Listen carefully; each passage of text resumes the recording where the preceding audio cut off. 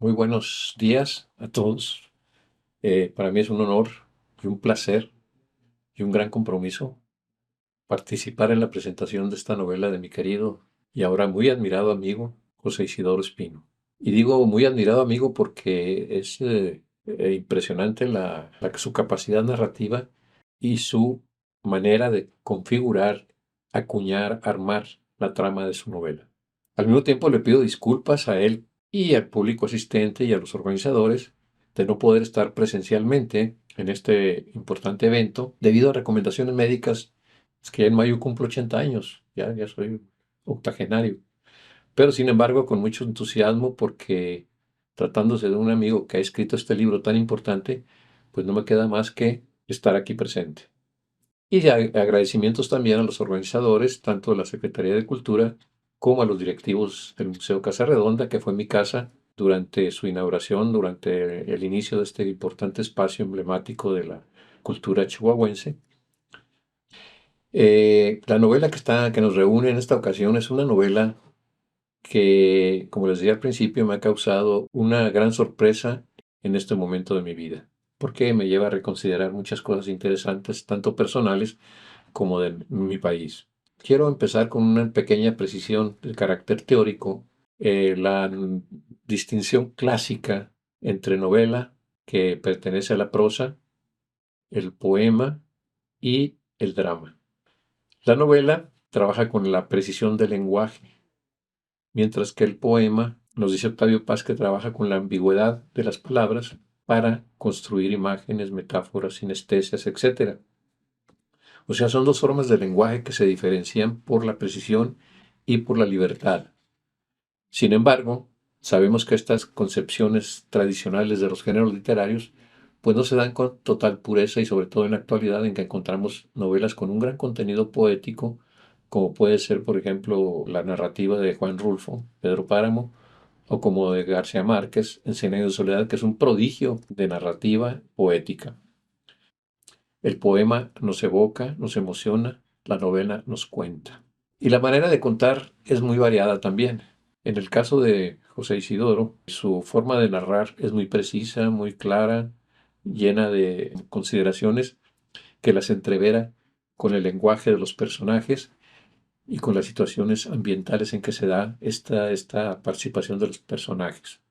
Y yo tengo más de 40 años jugando con la ambigüedad de las palabras. Todo lo que yo he publicado, ya 8 poemarios, pues tienen este juego y siempre me ha costado mucho trabajar con la prosa. Mi último libro que acabo de ser publicado, bueno, ya hace más de un año, es un libro que me costó mucho trabajo hilvanar, porque no se me da con esa naturalidad con que se va dando algo como cualquier otro oficio.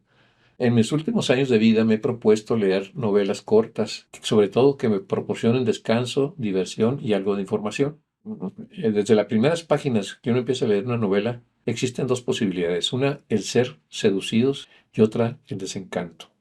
Hay novelas que me seducen de principio a fin y que no importa el título de la novela de este autor, pero siempre entro con un gran entusiasmo porque sé que me van a hacer disfrutar la vida. Uno de ellos, a pesar de su crítica política, que a veces es muy agria, muy dura, hacia las dictaduras en América Latina y en nuestros países, es la novelística de Jorge Ibargüengoitia. Con él disfruto la vida, en grandes, con La Ley de Herodes o con Maten a León. Son novelas que vuelvo a ellas para no más para reírme. La novela de nuestro querido Isidoro tiene un título cuya ambigüedad nos provoca curiosidad. Los títulos de las novelas tienen que provocarnos o atracción o rechazo. En creencias convincentes están ciertas ambigüedades, creencias que religiosas, morales, sociales, de valores, hasta creencias políticas. Las creencias pertenecen más a un mundo del sentimiento que de la razón. Y convenientes pertenece más a otro tipo de ambigüedad, que es convenientes para quién y para qué. Entonces, Isidoro va a ir ganando en su novela estas creencias convenientes en sus dos ámbitos. En su temática, Isidoro va de lo anecdótico a lo informativo. Traslada del ámbito de una colonia emblemática en cuanto a la alta clase mexicana, la colonia Polanco de la Ciudad de México, que es un emblema de una clase social de altos recursos económicos. a la Tarahumara, donde sabemos que hay situaciones de marginación muy lamentables todavía en pleno siglo XXI. Uno de los personajes centrales de la novela, Adriana, es muy interesante. Adriana va sufriendo una transformación muy importante porque ella de venir de esta clase social de Polanco, de una familia que tenía una tradición humanística desde la independencia de México con su tatarabuelo, su bisabuelo y el abuelo con el que está conviviendo y con su papá, pues tienen todavía esa tradición de humanismo bien entendido, humanismo liberal, bien entendido. Adriana además tiene otra característica, siempre está interesada. Le interesa conocer, saber. Pregunta, por ejemplo, cuando andan en la sierra, pregunta, pues, cómo se hace el sotol, qué está compuesto, cómo lo producen. E inclusive ahí el abuelo y el papá le dan toda una cátedra respecto a las vicisitudes del sotol cuando el whisky predominaba en cierta época del siglo XX y que fue una lucha que finalmente el sotol logró posesionarse como una bebida respetable. Entonces, lo que vemos en la novela continuamente es una descripción de carácter histórico, de carácter cultural, de carácter social. Eh, Deciden llevar a Adriana para sacarla un poco de ese conflicto que tuvo ella en su entorno, un rompimiento un tanto brusco en un antro con su novio, Eric, y por despecho involucrarse con otro joven seductor ahí del antro que la seduce, la emborracha, se salen al carro, en el carro tienen un escarceo amoroso, en el momento que está el escarceo en todo su apogeo, Adriana vomita, y esto es una de las escenas que me dio mucha risa, cómo Adriana vomita en el momento en que el galán está tratando de, pues, de desnudarla o ya la ha medio desnudado, y ella vomita en la cara del galán cuando la quiere besar. Y no solamente en la cara, sino que vomita el carro, que es un carro de alta gama, es un Lamborghini. Entonces los amigos que acompañaban a Adriana la rescatan, la llevan a su casa y a los papás de Adriana les dicen que Adriana tuvo un rompimiento con su novio y que eso lo llevó a tomar demasiado, pero que está bien, aunque ella destrozó el carro del papá, porque también ella agarra el carro y va y lo estrella y lo destroza y es una pérdida total del carro. Entonces, ante esas circunstancias, el papá de Adriana y su abuelo hablan con ella, se ponen de acuerdo la mamá y el papá de sacarla de ese ambiente de Polanco y llevarla a ver otras realidades en su Chihuahua natal, porque ellos son chihuahuenses, tanto el abuelo como el papá. Ah, porque ella quería ir a Europa, como un viaje de final de cursos de preparatoria con sus amigos de Polanco, se iban a trasladar a Europa a viajar, un viaje de placer como un premio. Entonces la mamá y el papá convencen a Adriana que se vayan a la sierra a conocer los ancestros, a conocer Chihuahua, la ciudad y la cultura en la que nacieron su abuelo y su padre. Y ahí va a ser un viaje muy interesante porque es todo un viaje que nos va narrando aspectos históricos, aspectos arquitectónicos. Por ejemplo, nos da todo un detalle de la construcción de la Catedral de Chihuahua, la época en que se construyó.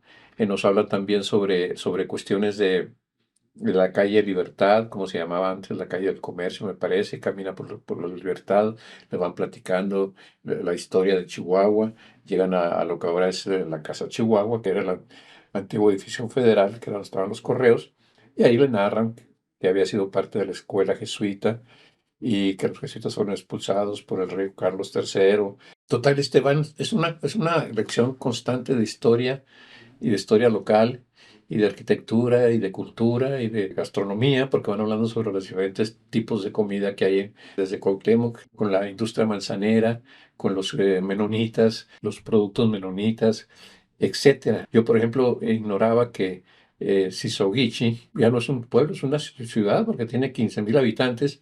Yo ignoraba que fuera de esas dimensiones.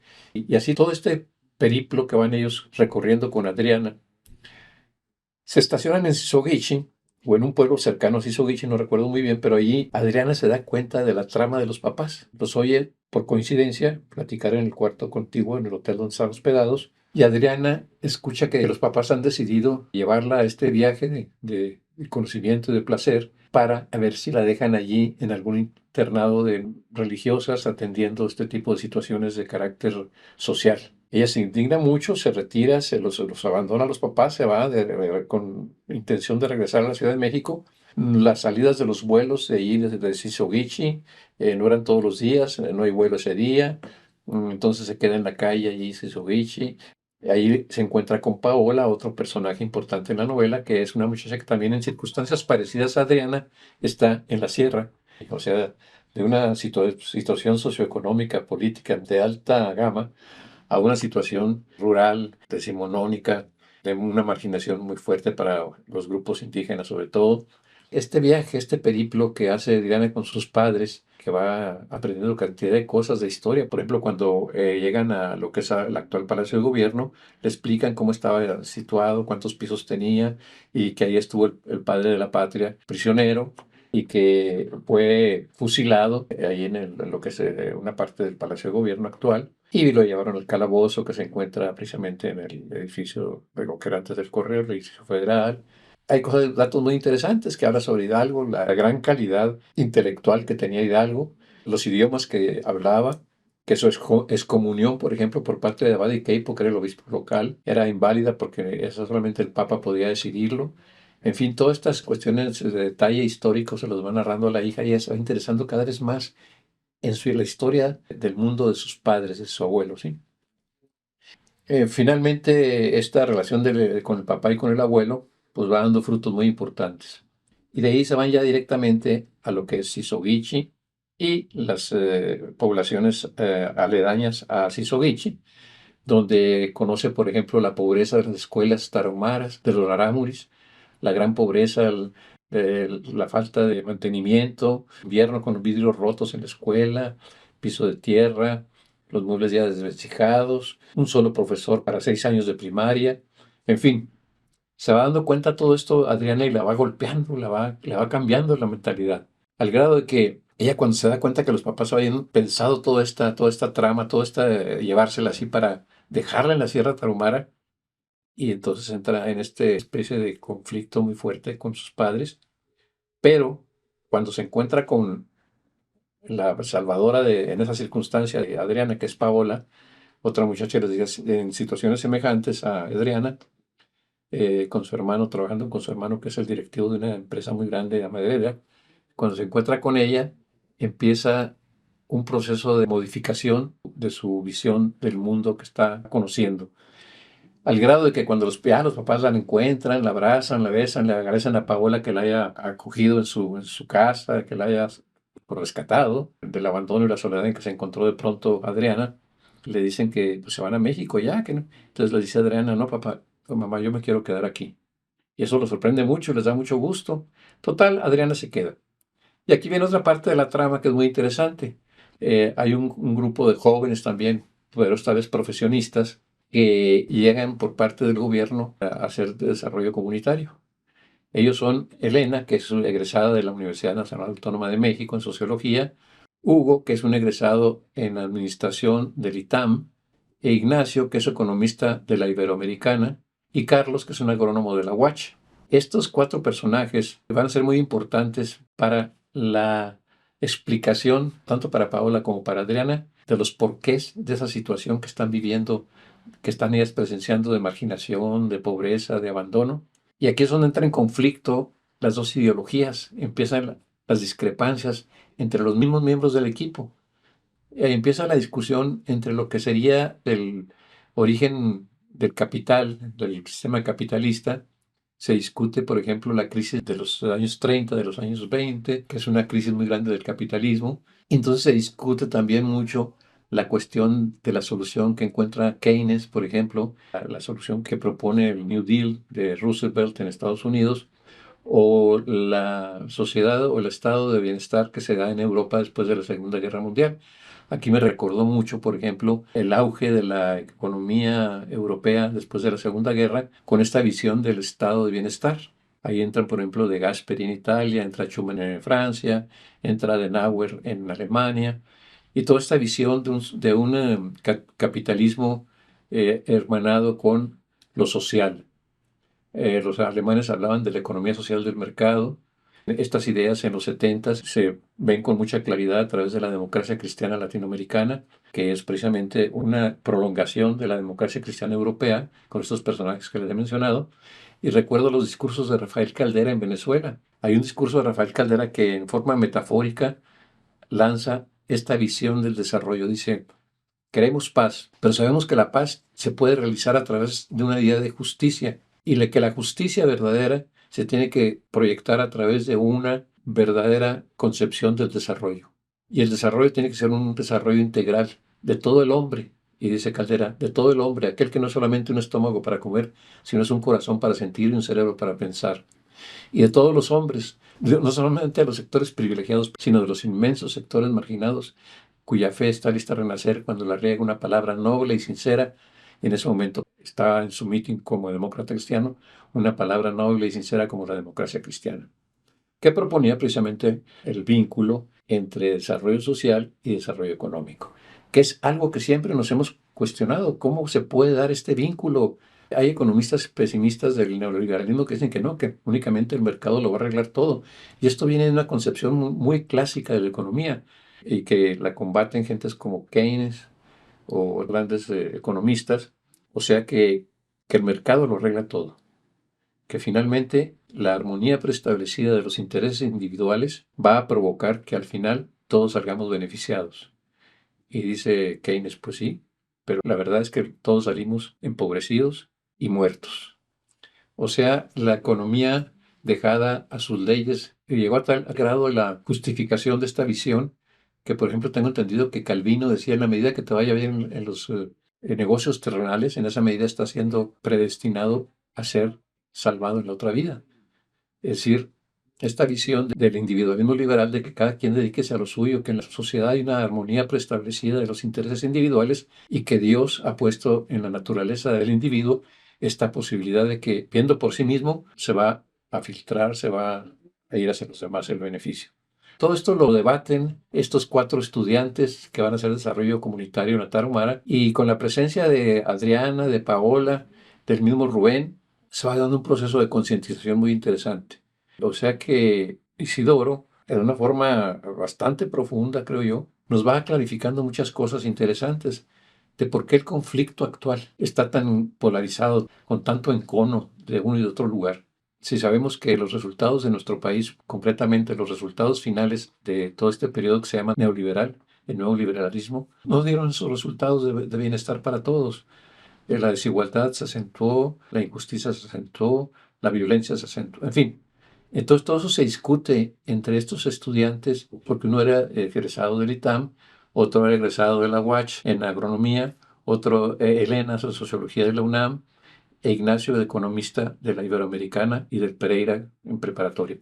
Pues estos jóvenes conocen lo que es la discada norteña y en torno a una discada norteña toman sotol, toman cerveza, platican, se cuestionan. Esta discusión, que es muy interesante, le da al libro, le da a la novela de Isidoro un súper especial vigencia. Creo que es muy interesante leerla, que provoque una discusión. Por eso el título de Creencias Convenientes. Creer que estos métodos socioeconómicos, políticos, pueden ser lo mejor para que esta justicia a la que todos anhelamos, no ver esos márgenes de desigualdad tan abismales. Yo recuerdo que en la autovía, una vez viajando de Ciudad Juárez a Chihuahua, me encontré una pareja de holandeses. Ellos eran trabajadores, él era obrero y ella era maestra de primaria. Y platicando con ellos me abrió un mundo que yo desconocía. Y venían platicándome que ellos tenían un mes de vacaciones al año, que tenían asegurada la salud gratuita para ella y sus hijos, la educación gratuita. Y dije, pues, ¿de qué mundo vienen estos cuates? Después, ya viendo con los estudios y todo, nos dimos cuenta de que era posible un mundo con mejores ajustes, con mejores niveles de justicia, de distribución, porque ellos estaban, por ejemplo, totalmente conmocionados de ver en unos barrancos que había antes ahí en San Felipe unas casas de cartón y de lámina de cartón, y luego encontrar mansiones en las lomas del Santuario y sobre todo en la Zarco, y en un lugar que la gente le llamaba irónicamente Disneylandia, porque era un ámbito de sueños y de fantasías. Estos holandeses para mí me hicieron pensar, y digo, bueno, pues, ¿qué hay que hacer para que la distribución de la riqueza sea más equitativa? A esto nos lleva la novela, a una discusión muy interesante a través de una serie de anécdotas chuscos, algunos de un humor muy, muy padre. Hay una relación amorosa entre Paola e Ignacio, el muchacho egresado de la Ibero, y Paola, que era una preparatoriana, jovencita. Y entonces la declaración de aceptación del noviazgo se da en una discada cuando están todos a gusto conviviendo, discutiendo, pero conviviendo. ¿Quieres ser mi novia o no? Porque ya todos saben que andan escarceando, que andan ahí en la seducción, en el juego de los encantados. Y ella le dice que sí, con un buche de sotol, lo besa en la boca, casi se ahoga el pobre de Ignacio, pero así sella su noviazgo. Es una forma muy original de... Entonces estos momentos chuscos de la novela, o unas mujeres que van y ponen unos cartuchos de dinamita con una rueda en una casa, la ruedan por un cerro y explotan una casa. ¿Por qué? Porque en esa casa se escondían unas mujeres de la vida alegre y los hombres del pueblo pues iban corriendo, se escondían para tener su servicio sexual. Entonces un Ignacio con su inocencia le decía a los compañeros que no, si el gobierno no querrá poner un proyecto para construir una casa de citas y cuidar así a las mujeres en este tipo de labores sexuales y que no hubiera tanto peligro para los que solicitaran sus servicios. Entonces todo el mundo ahí se ríe, se botanean. En fin, plantea situaciones muy atractivas de este tipo que nos llevan a una novela que se deja leer, que está bien redactada, que le da un espacio bastante, bastante nutrido a las cuestiones económicas. Nos enseña mucho de economía a los que no tenemos esa experiencia o esa formación. Se la recomiendo y no les digo los enlaces finales porque quiero que la lean. Muchas gracias a Isidoro, muchas gracias también a mi querido amigo Jesús Perezcano, alias El Zorro, que a quien estimo muchísimo y que sé que la va a presentar. Siento mucho no haber alternado con él para haber platicado con el grupo de gente que solamente asistirá con gran entusiasmo y gran interés. Un abrazo para los dos y Isidoro, pues que tu libro sea un éxito como lo merece. Muchas gracias.